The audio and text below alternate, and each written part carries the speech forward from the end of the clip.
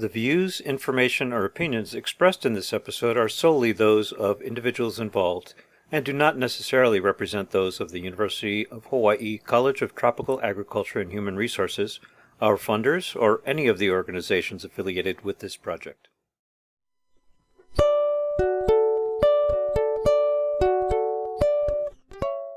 Welcome to a Seeds of Wellbeing Experts in the Field podcast, featuring people working in their fields of expertise to provide support for agriculture producers in Hawaii, in the United States, and in some cases around the world.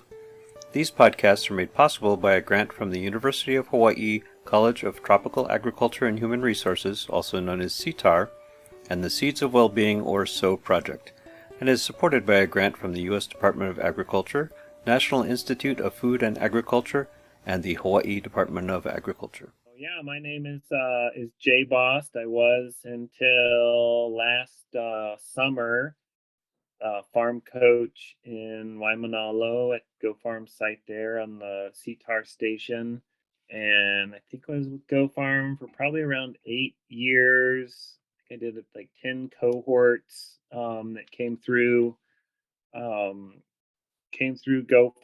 and prior to that, spent probably like a year and a half as a graduate student at CTAHR, which actually, worked out really great because I had already been starting to do some work at the UH station, and then had taken, a lot of classes, and kind of was, able, once GoFarm was trying to get more folks from extension and especially researchers from CTAHR, had taken classes with a lot of people or been to seminars and kind of knew, like, all right, this person's like kind of on the same wavelength, or can kind of conceptualize like the scale that we're talking at, and can talk in a not super academic way versus some of the people that it's just like, or would try and then it would just be hard. It's just like kind of overlapping. So yeah, I think before getting into GoFarm, I'd worked on farms in different parts of the mainland, and spent some time studying agriculture in Belize, subsistence kind of agriculture systems, and some time in Mexico, and really just love tropical crops, tropical agriculture. In this episode, we talk with Jay Bost, who helped found the Hawaii Seedgrowers Network, ran a GoFarm site on Oahu, and has been involved in a number of other Hawaii ag-related projects. When we spoke with Jay in May of 2022, he was just starting a new farming venture in North Carolina, but we focus on his roles in the beginnings and evolution of GoFarm with a strong focus on local seed production. Do you have a sense of where that comes from, that love of tropical ag, and what kind of drove you towards this career? Yeah, I think it was between my freshman and sophomore year in high school. There was like a science teacher that I had that was doing this like tropical ecology class, and we went down to Belize, and like we spent like a week in the rainforest and then a week out on like a barrier island, like snorkeling and scuba diving. And I think that's why I was like, whoa, this is amazing. And we just moved last summer, and we ended up landing in the mountains in western North Carolina, where I spent a winter before moving to Hawaii about 10 years ago. And then I spent this winter, and besides growing up, maybe there's like one, oh, there's some other winters, but I'm not a big winter fan. And so that definitely draws me to the tropics. I just love plants and growing photosynthesis so much that when it's like stuff's dead, I just feel like kind of depressed, because I'm like, "Ah, everybody's like asleep around here." It's kind of boring. And then, I already had, before getting involved Hawaii and GoFarm, an interest, especially in seed saving and sort of seed sovereignty, and had worked at a couple seed farms and with Seeds of Change, a seed company, a little bit. And then increasingly, largely because of getting to be around Dr. James Brubaker, who is all getting interested in breeding. And then I started at probably like maybe even 4 years ago, this program while I was still with GoFarm, where I'd go um, for like a week. It was 6 sessions at UC Davis. It's like the Plant Breeding Academy. Um, and then our last session got put off for like 2 years because of COVID, and we just had that like a month ago. But yeah, starting to get like interested in breeding and doing breeding. um then the fun part about being in the tropics in Hawaii is like you harvest and then you replant and you just get to keep you get all these more cycles in. Here it's like I'm getting ready to plant, then I'm gonna stop in September, October, and then you gotta like wait until like next May to get like your next cycle in. So yeah, I think it originally came from spending time in Belize, and then I spent a lot of time in Mexico and a little bit of time in the Caribbean. Um, yeah, and just love the cuisines and all the plants that you can grow in the tropics. And um, Yeah. I think that was a good wake up call.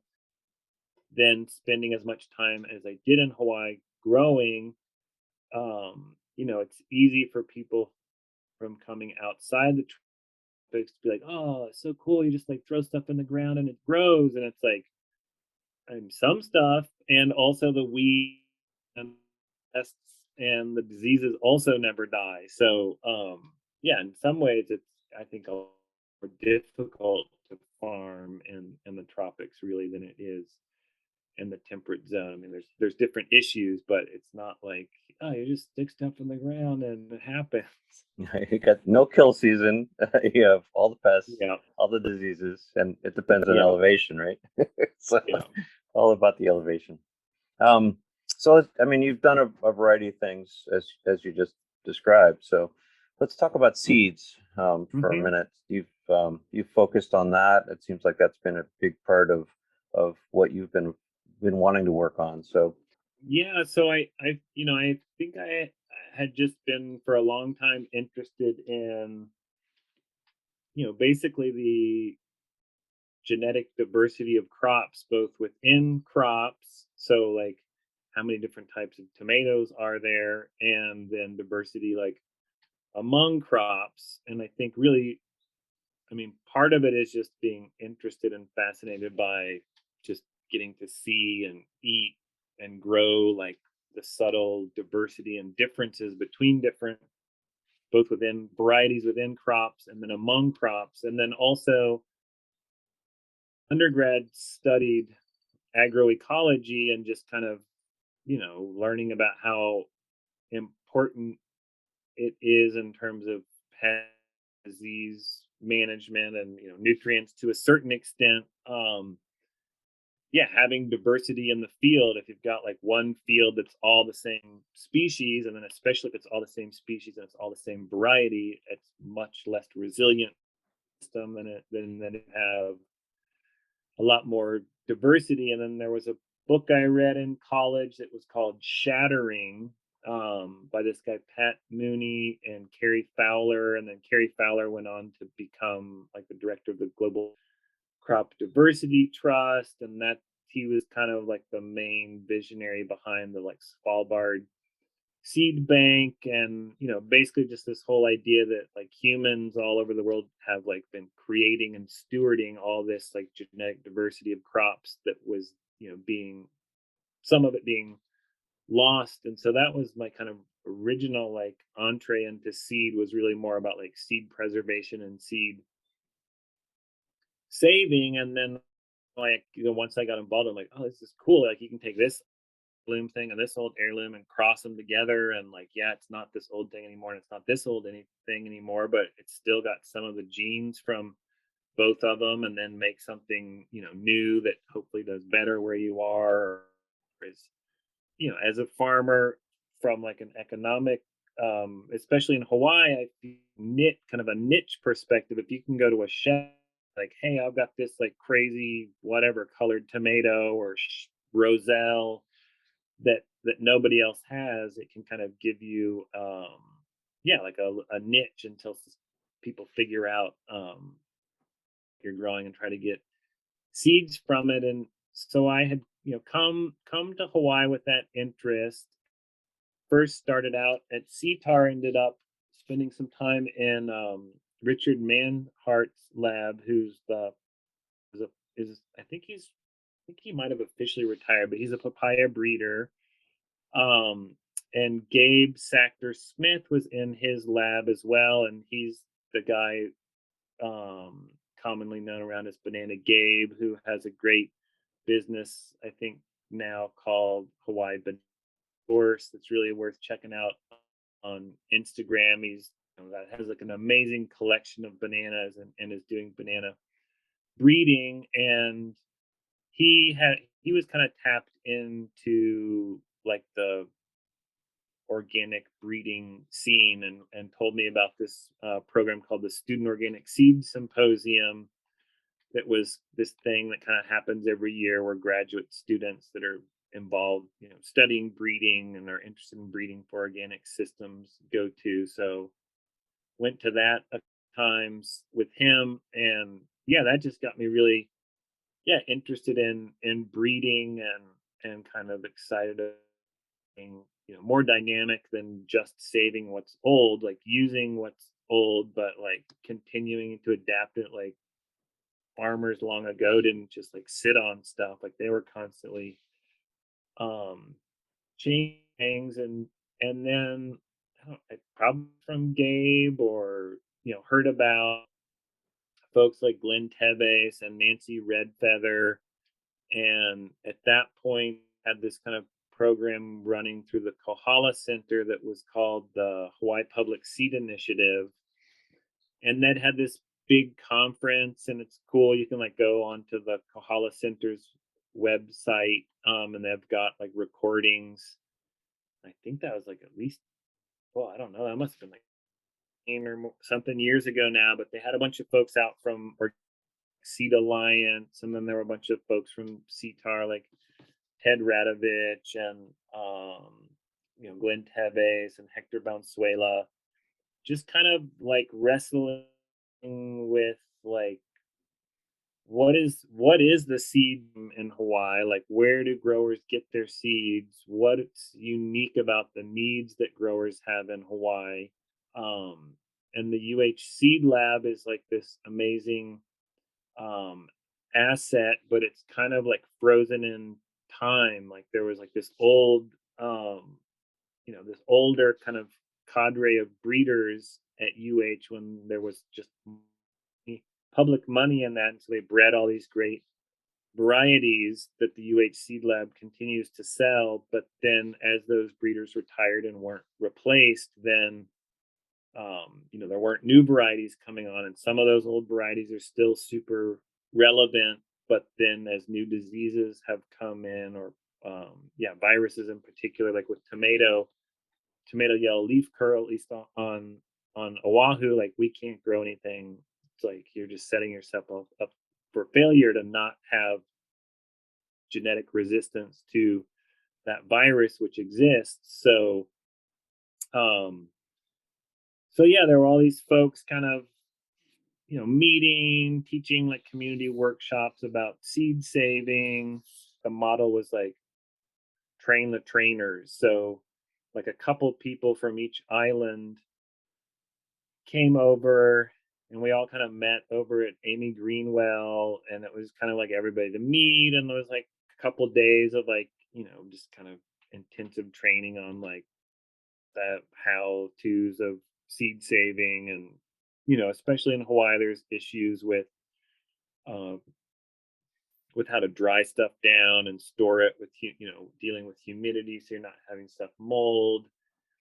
So yeah, then everyone kind of went back to their islands, and we did some workshops on Oahu, and yeah, folks did them on all the islands. And then I don't even remember exactly why or how it happened, but there were some of us that just kind of were the most interested, and we were all like, "Oh, try this like pepper that I've been saving." And so we were all kind of like trading seeds, and then we're like, "It'd be cool to like start like a small little like seed company." Um, and so with the help of the like Kohala Center, Nancy Redfeather and Lynn Howe, who was with them at the time, wrote a specialty crops block grant to HDOA, and so that kind of helped, um, yeah, start up this website that is now going, where we started. Basically, yeah, I just started out as like each of us had like, I don't know, two, three, four varieties of crops we'd been kind of saving seed for a long time. These do really, I'd love to share them, and so we started that up, and it was like this sweet, like cute little thing happening, and we were making like, I mean, we had like $400 sales or something a month, and we're like, oh, this is cool. But it's, you know, yeah, whatever. It was just really small. And then COVID happened, and I think it was just like, yeah, like shook a bunch of people, and people were just like Hawaii seed. And yeah, and next thing we knew, I don't even remember now how high the sales went up, but I don't know, at least 2,000, maybe it was 4,000. I can't remember if it went up to 8,000 a month. I don't remember, but I mean, basically, it just like exploded the interest, and it's come down some since then. But yeah, I mean, still, it's cruising along. And then I think, especially for me, because I was with GoFarm, and then Breton, who's with GoFarm Island. He started out and was already involved with the seed network, and then kind of through that got hooked up with GoFarm, or found, knew about GoFarm. But really, yeah, like trying to have that be like their thing. Teach farm is folks going through that program and like, yeah, sure, do like your direct to market vegetables, um, value added, products. And then like another thing you could do is grow seed crops, and that can be for Hawaii Seed Growers Network is one outlet, and then like there's some farmers in the incubator that are growing for the Hawaii Seed Growers Network, but also there's a company based out of Virginia called Southern Exposure Seed, and a lot of the things that they offer, yeah, I mean, there's things that they offer that you can grow seed to on the mainland, but then there's some crops where it's, just cutting it really close to get it all the way to seed on the mainland. So they're basically like, oh, like, can somebody in Hawaii grow this? And so these guys have kind of jumped on that. And so, yeah, we just really tried to weave it into, kind of the curriculum where students were learning, yeah, how to do value added, how to do direct to market vegetable sales, and then seed being just, one more um, kind of avenue. And so that's been super rewarding. Folks who come through GoFarm, growing seed for the network, and it's been great for the seed growers network, to kind of know that the folks who have gone farm have like this certain like known training, and amount of experience. Just because if somebody like writes us, emails us like, I want to grow seed, we're like, does this person really, it takes some time to kind of figure out um, what they know. And so, yeah, that's been a great thing. And then a bunch of our new growers last year did this organic seed production course that Organic Seed Alliance was offering. That's kind of this virtual thing, and then there's some folks doing it this year as well. And so that's a great opportunity for them to, yeah, just hear from folks who that's their livelihood, and So, professors and researchers, and then just network with other, new growers, people interested in seed from around the country. so I just, sorry, some of the things broke up a little on the Hmm. Zoom call. So I'm just confirming. Am I hearing you say that you kind of took up the baton for the CTAHR folks that were doing the seed cultivation at CTAHR at UH, and you kind of took over the baton for them because they were starting to retire out, if you will? Yeah, I don't know. I mean, I wouldn't really say that we took the baton, although I feel like um I think just because we were new and small and more independent, we were able to be like a little more like nimble and innovative. And um Yeah, I mean the seed lab has these like amazing old varieties, Koba green onion, which tons of growers still grow. I don't know all the details. I know that the seed lab is like, yeah, financially struggling or has in the past, um there's not really much breeding happening right now at CTAHR. Just it's like that's happened all over the country. So yeah, I really like to think that what we do complements what the seed lab does, and like, yeah, just offering different varieties. We've in general tried to like avoid like growing the same thing that they're growing, because it's like they're this other great locals, small entity doing it. So go there if you want this tomato. We've got some new different tomatoes over here. So yeah, I think it was just like within a year before the pandemic. So like that Hawaii Seed Growers Network like launched our website and started being commercial. So that has not been for very long. And it sounds like you were one of the founding members, if you will. Yeah, That's a fair statement? Okay.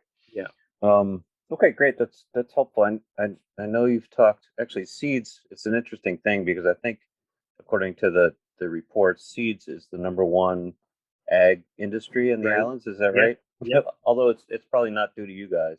right. No, no.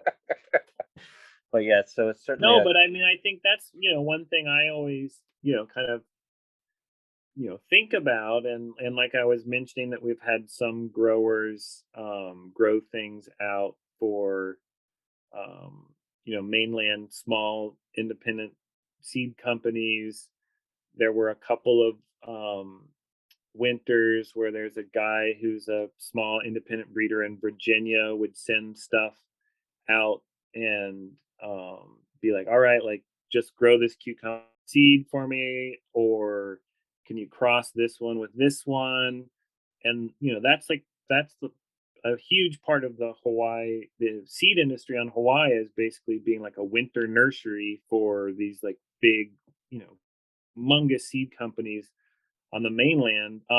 And like they're sending their seed and doing that in Hawaii for a reason. And so yeah, I mean there's like it's like an opportunity for to kind of have this parallel track where it's kind of like a different seed system, really. These like smaller independent largely organic seed companies, um sometimes they need things grown out, or folks doing breeding. So yeah, just always trying to figure out for, yeah, folks wanting to get into agriculture, what are like all these different potential yeah, niches, or just kind of, yeah, tools in their toolbox that people can have to kind of cobble together how to make um make a living at it. Because just just growing produce is difficult. Sometimes it gets boring.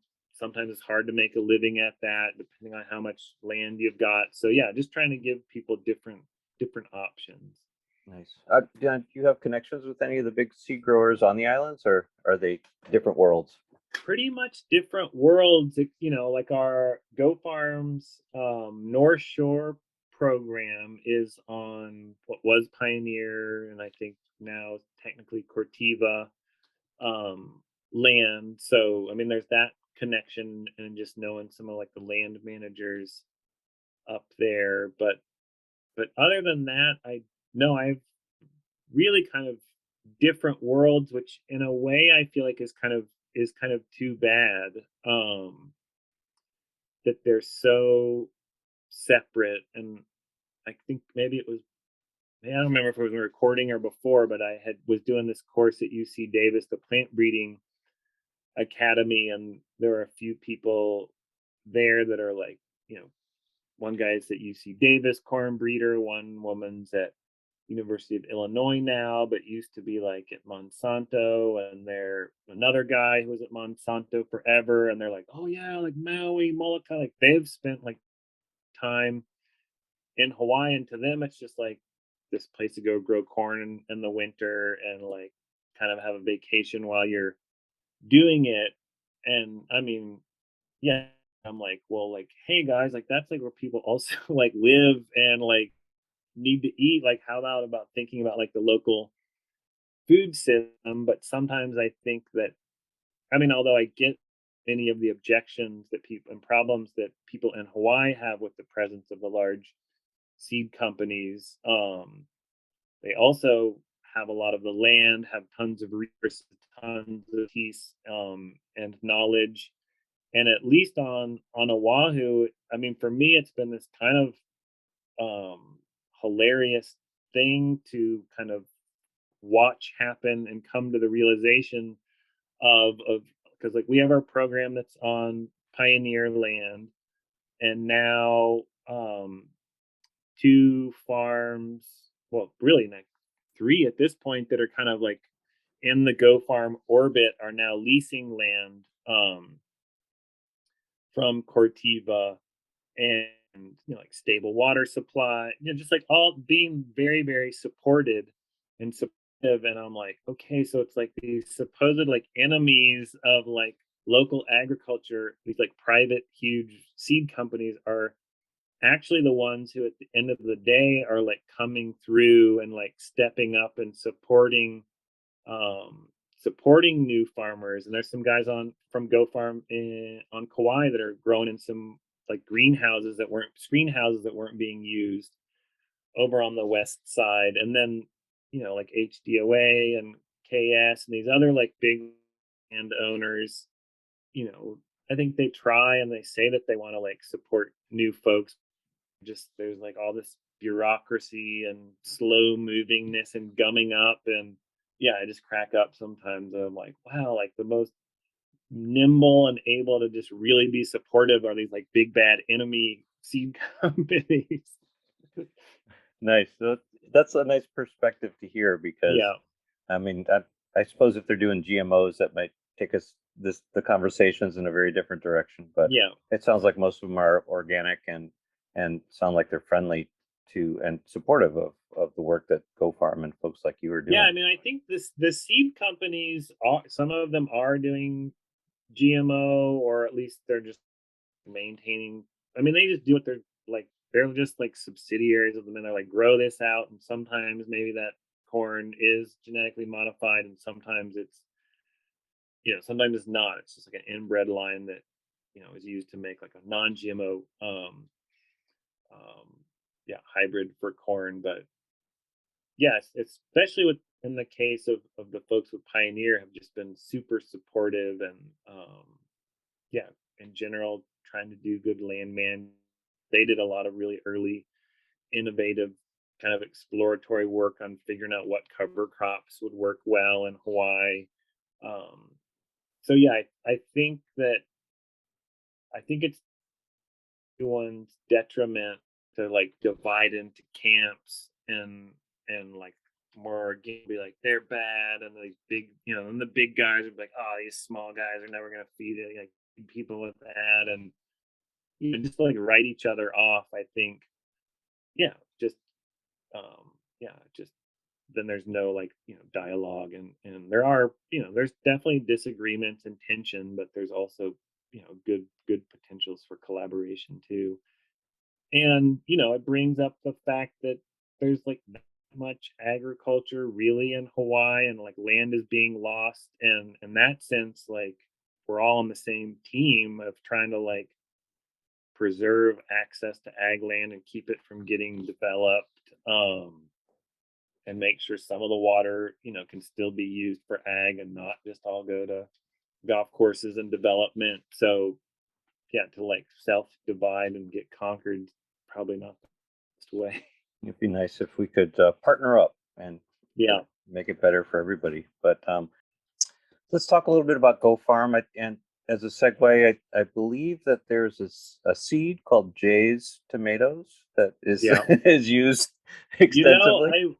yeah, I mean, actually, I have to admit that's not named after me. And when I see that on the list, sometimes I'm like, why are they calling it that? Like the one I was growing is called GoFarm Gold.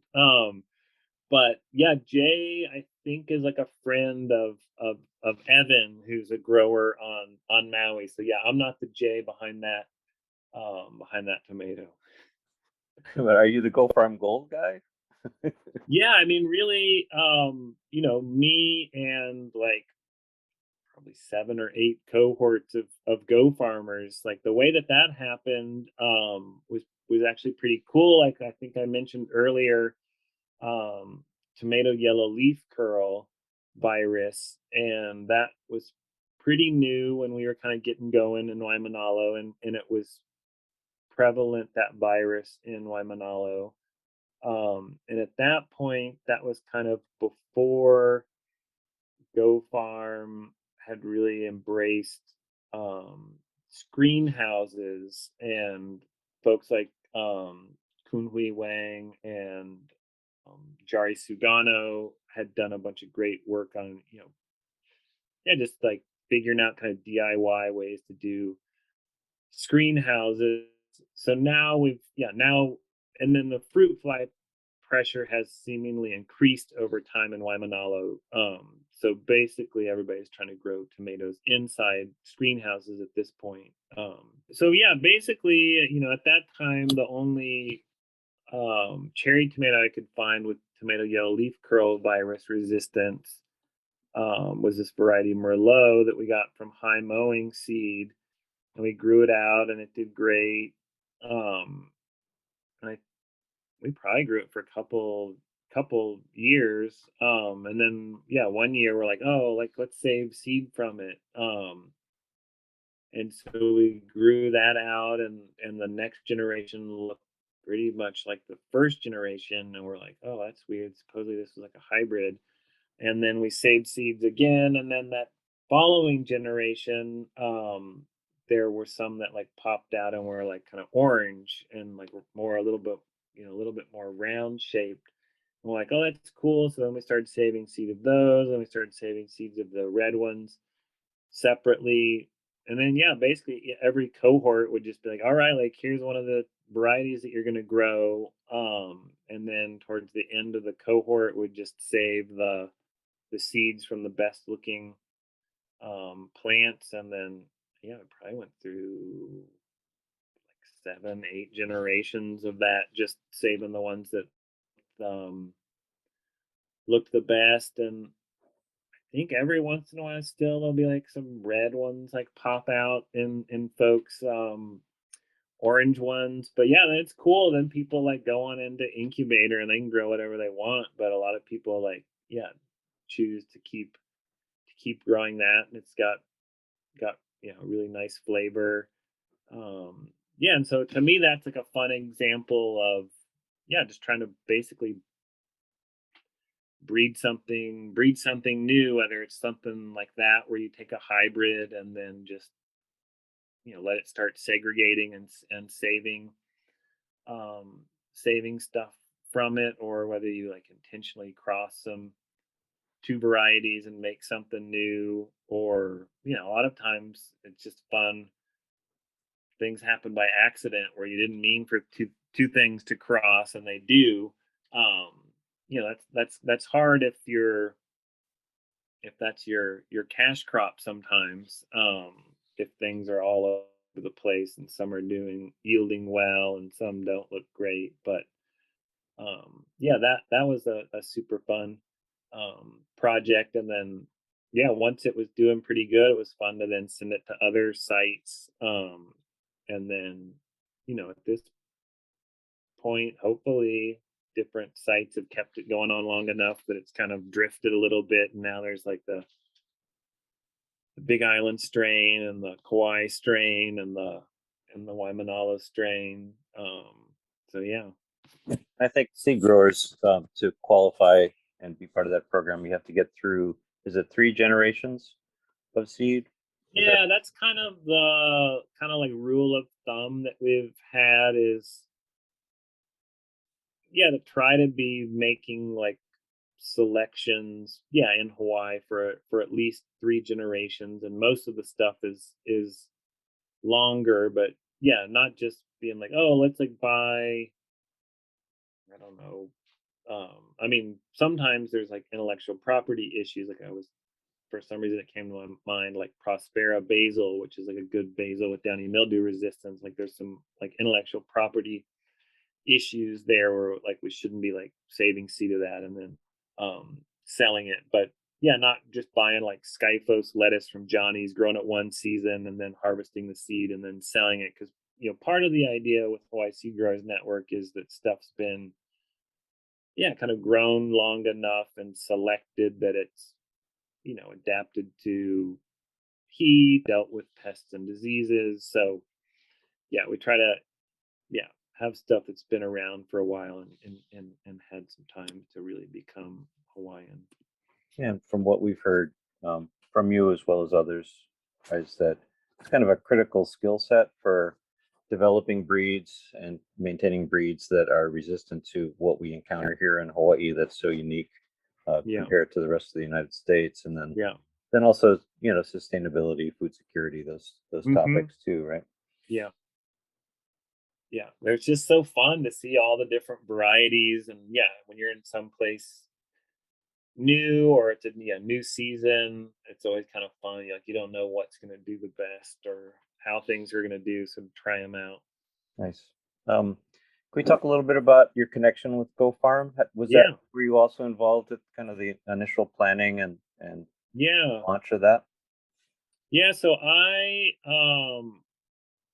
was at that time in a graduate program at CTAHR, and so was on the research station in Waimanalo doing a lot of stuff with Jim Brubaker, and then was doing some sweet potato research with Ted Radovich, and I think Go Farm had just started probably like while I was there, and I think the way that it first started out is there was like the agribusiness incubator program, which is based on campus in Manoa, and their job was and there still is like a business team that with Go Farm now that their job was to basically provide like, yeah, business planning, kind of marketing and financial support to new and existing, food entrepreneurs and farmers.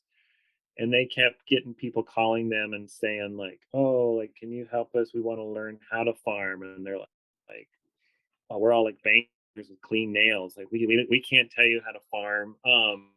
And you could go to, you could go get a degree at CTAR, but you're not going to really learn how to farm there. You're going to learn like about farming, and you're going to learn about like, but you're not going to like learn, like the actual just like nitty gritty of how to farm. And so um Stephen Chang, who was the director at that point, got together with Dave Ringett, who was a teacher that at that time at Windward Community College, and they kind of pulled this team together that was basically all community colleges, and they applied for the Department of Labor grant that was like workforce training. And so I think in that early phase, it was really all at community colleges, and the idea was like, okay, people could come in, and some of that funding went to like alternative energy, so it was like to train people working like solar, and some of that was funded the beginning of the program.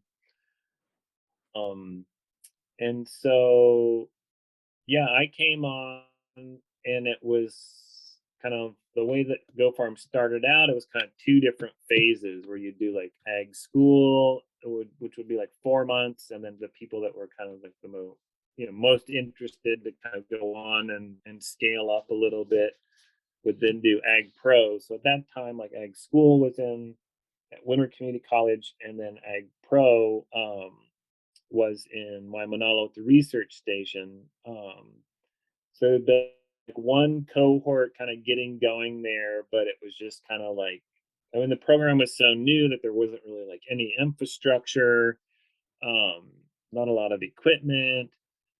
And so the kind of first farm coach there ended up leaving to go to graduate school on the mainland. And there was an extension agent who kind of like finished out that first cohort. And so then they were, yeah, hiring for somebody to do that, to be like the coach for um, Ag Pro. And I was like, oh, that looks, that sounds interesting to me. I've done some teaching before. I love like actual experientially based um, education, and was living in Waimanalo and was in this graduate program, but it was kind of getting a lot more lab based than I really wanted to do.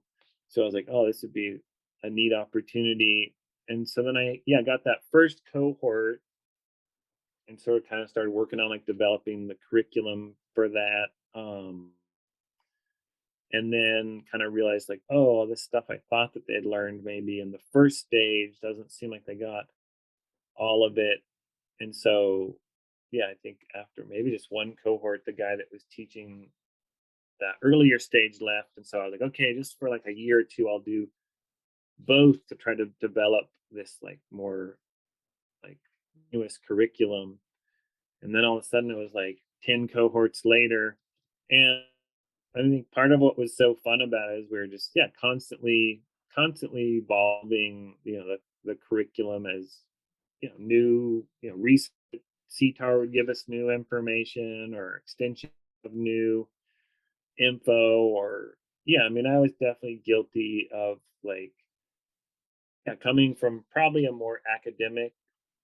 I mean, I was trying to balance academic and practical, but I think there's some stuff I was throwing at people. They're just like, "Are you kidding? I'm not gonna read this." But I think that was kind of my style, just like throw stuff at people, and the people that want to read it all um, can, and people that aren't interested um, didn't have to. Yeah, and then it was fun to kind of figure out like the just kind of like human psychology of like creating space for people to kind of be able to some kind of need to like step up to the plate, mm, and yeah, like support people, but baby them, because certainly once you like get out on your own and start your own farm, like nobody's there babying you. So that was fun. And we started out, I think early on we ended up, I think at one point we had like some people were like couples or people who had teamed up, but we had like 20 incubators in Waimanalo, and we're like, yeah, we're building this like huge army. But it's like half the people weren't, just didn't have the time to balance the rest of their lives, so they weren't there, and it was hard on equipment. And it was a great idea, but we ended up then kind of having to like tighten things up a little bit and the program smaller, and for the people that really had the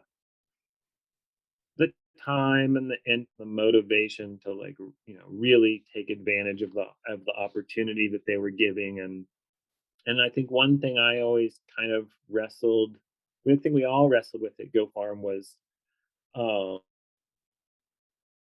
like there should be more basically like community garden sort of opportunities for people. And I think that's what some came to the program basically yearning for and looking for, is basically just like a supportive place to go and be able to like garden and bring their kids and grow some food for themselves. And if they sold a little bit, great, but it's not like they were trying to be entrepreneurs. And while we all like think that that's great, that's not like what our mandate was, and that's not what our funding was about.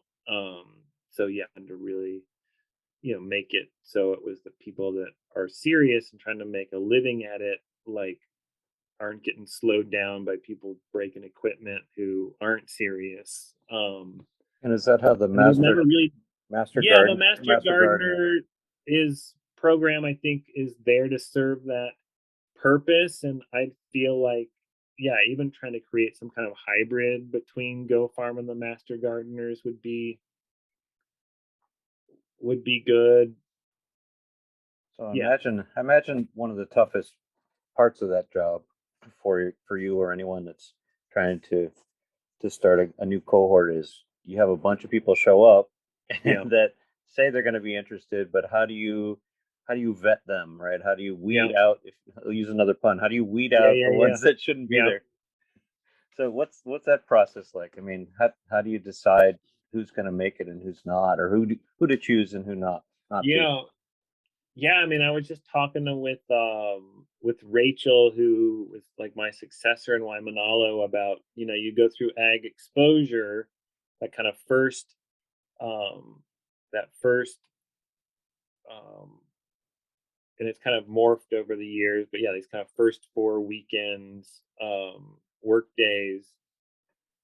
And that first selection is hard.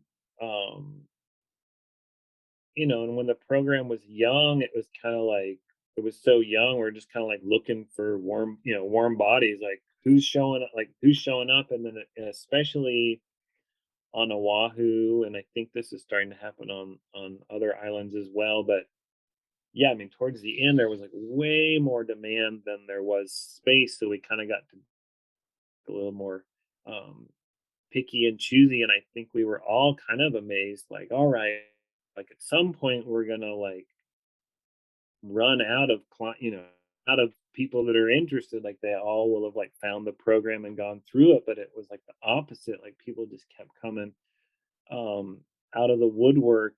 And so like, yeah, the initial thing is mostly just people are kind of like writing, kind of expressing their interests. And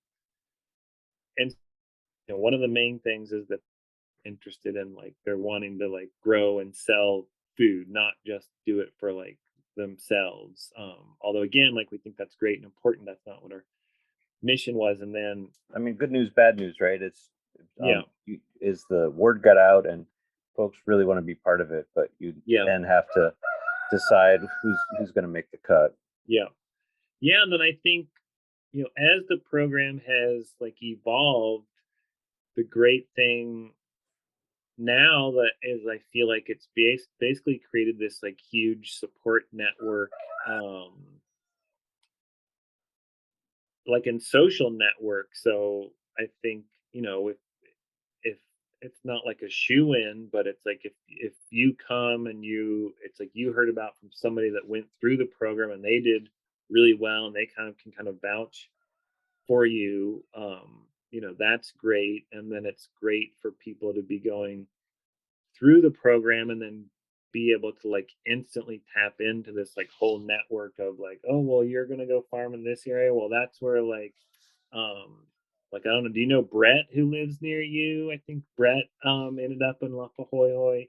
um yeah, just being able to, oh well, this guy Rob started FarmLink that you could sell there, or this guy started this restaurant, or this gal is doing this value added thing. Like, as it's, as we've had more and more graduates, it's just kind of created this, instant network. And I think we've had two in person, and then COVID happened. I don't know what the plans are for another um like alumni gathering where we try to get people together. And I feel like that was most useful for folks on Oahu, but it would be great to do those, on each island. It gets kind of costly to bring like everybody together from every island in one place. But yeah, just, I think a really great network is developed. And then also, I think as it's developed, lenders, vendors, extension agents, everybody's like, oh, like, what, as they have more positive experiences with the Go Farm program, and people that have gone through it, it just kind of like uh, the road for the later people, because people have heard of it and had good experiences. Yeah, no, definitely. I mean, and I understand there's lots of ongoing communication and support from Go Farm even after you've graduated. Yeah, So I think it's really a top-notch program yeah, that I know is well respected throughout the islands by folks that are trying to get started. The SOW project, the Seeds of Wellbeing project, is mission is to help address stressors that ag producers, hmm farmers, ranchers, and those that are in the industry and helping support ag producers for that matter, trying to reduce the stress. It's a tough job. It's recognized as such by on a wide basis now. So, just wondering from your perspective, you've touched so many pieces of the ag industry in Hawaii for so many years. What do you think are ways that um, that folks can address? We as CTAHR perhaps, Yeah.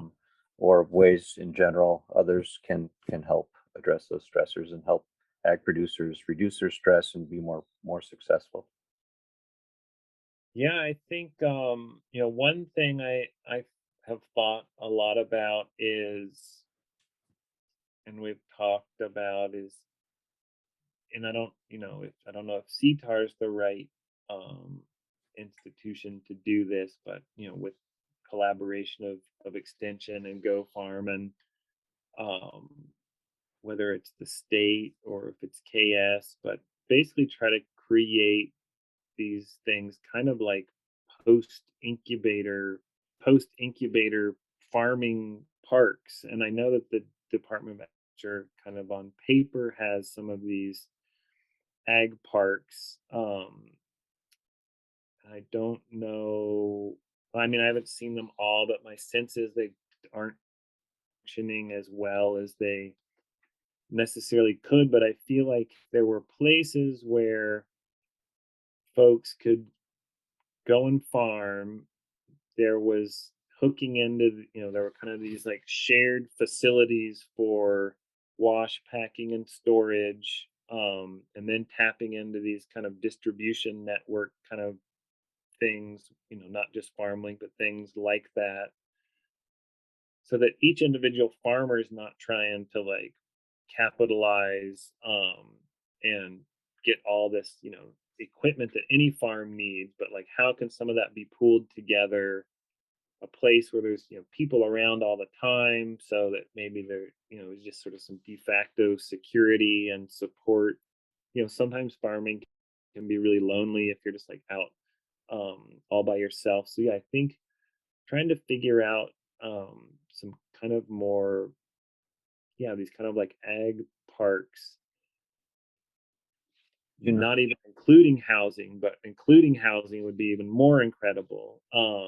I think that would be something great for folks. And I think, maybe another thing to think about, and that could be with, in that context, or working with these kind of different folks that are doing aggregation, trying to like help farmers kind of coordinate and be like, okay, you grow this crop these months and then you grow them these months, so that people can take some downtime.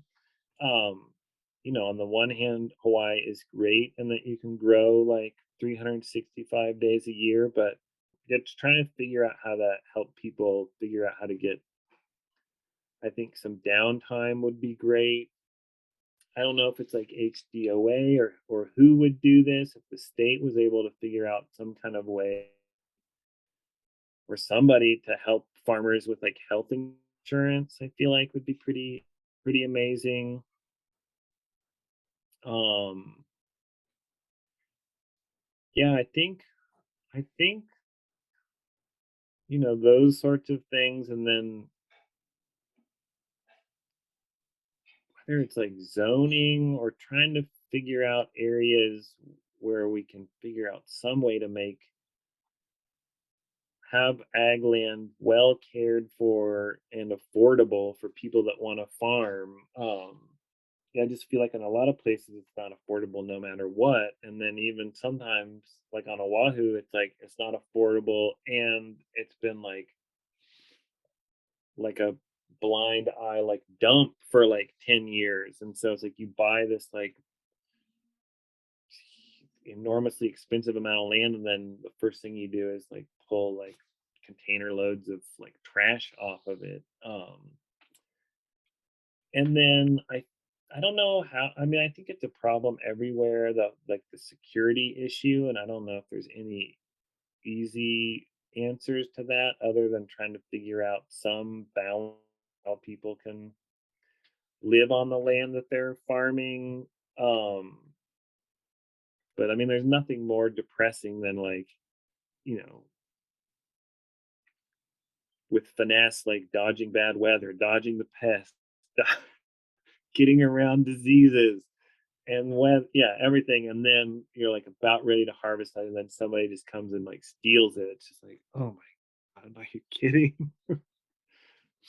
I heard someone else we interviewed mentioned ag parks too, and I understand um, the DOA has set up some ag parks. It looks like Hmm.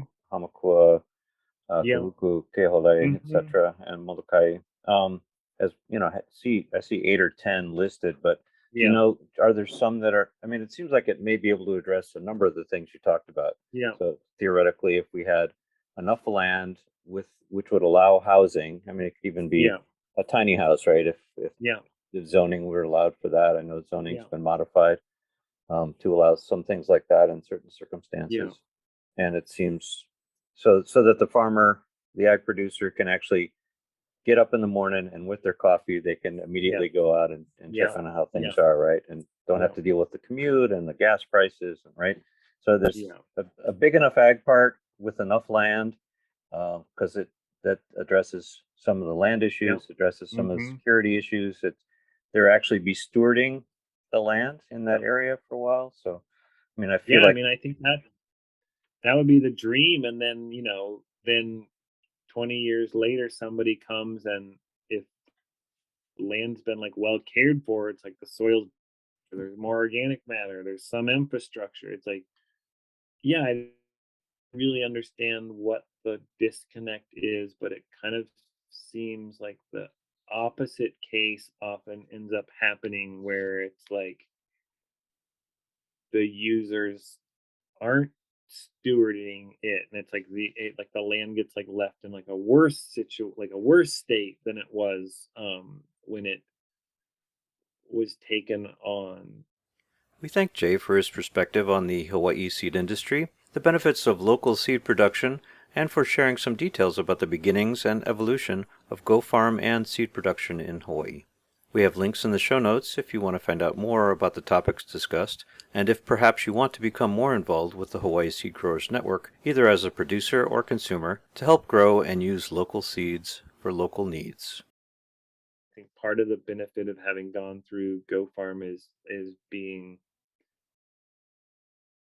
like acclimated to and educated to working in this kind of communal environment and sharing equipment, and having like at least some basis of being able to communicate and function in community, and understand that there's rules, and if you break them, like, you're gonna get kicked out. It just seems like in some cases, and I feel like this seems like this happens in a ways in Hawaii. There's like rules, but nobody enforces them. So it's like, whoa, then people just break them. Once you realize you can break them and there's no consequence, it's like, all right, well, I'm not gonna follow 'em.